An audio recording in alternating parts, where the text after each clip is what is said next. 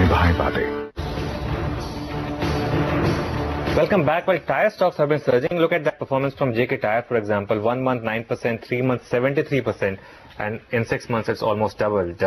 We have Vivek Kamra, president of JK Tyre, now joining us.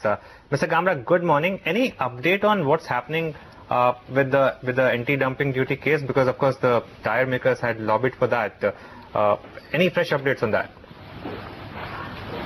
No, but we seem to see some movement. There's no specific update for you as of now. Okay. I mean, how soon? Because I think we've heard it for a year now. Steel has come and probably time to go, the steel anti-dumping duty. What about tyres? I mean, any timeline? 2016? No, for us it's an emotional question. Yeah. So, you know, I would love to have had it come a quarter back. Okay. But obviously these things take time, and I think that we are seeing some movement. Okay. I mean, having said that, I think tyre companies in India have performed, you know, from a Make in India story. The tyre companies are out there, you know, they've developed their own technology, and we supply to the best of the companies all over the world. Sure. How much do these Chinese tyres actually jack your happiness? Chinese tyres keep us on our toes, let me put it that way. Okay. Keeps us busy. Yeah, Mr. Kamra, you know, the devil's advocate, you know, the argument on that front would be that tyre companies do make a lot of money, unlike steel companies, and their margins have been very good because the raw material pricing has gone in their favor. So there's a bit of a, you know, cartelization which is playing out, and in that case, maybe tyre companies don't really deserve the kind of protection that, say, steel industry deserve. I vehemently object to some of the statements you're making. I have no. I am not making these statements. I'm just why companies. I know, but I'm saying I don't see why companies that offer services and products to the market should not make profit, and therefore use that profit to grow their businesses across, both in India and across the world. Number one. Number two, you will see that it's a cyclical market. It's not that the tyre companies have been making exceptional profits over the last 10 years. It is over a year or two that you see a slightly higher margin, and it's not margins which are exceptional. You see the tyre companies in Europe and the US, they still have better EBITDA margins than we have.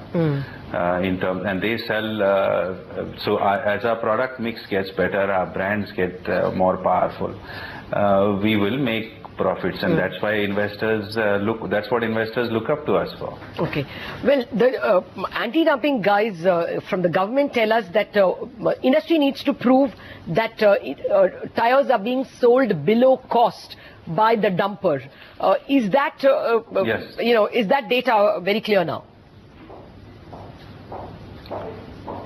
To us it is clear, to some it is not. So we are just making sure that it gets clear to everybody that takes these decisions.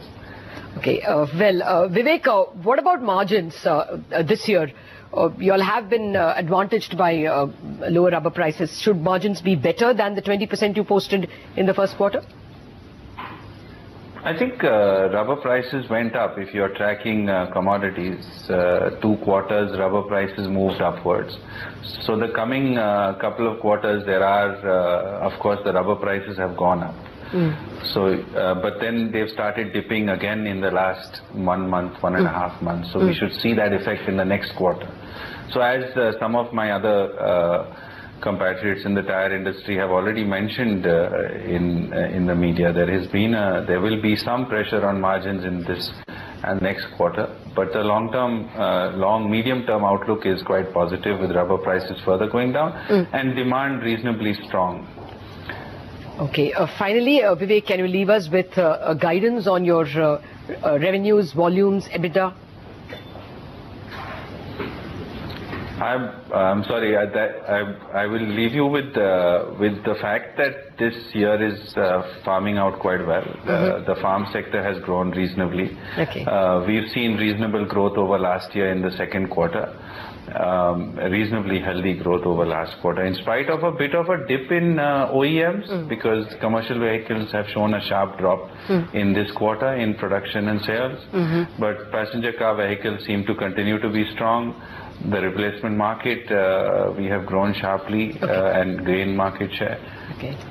All right. You said commercial vehicles. While I thank you, Vivek, I would invite you to listen in because my colleague is speaking with Vinod Dasri of Ashok Leyland at the India Economic Summit.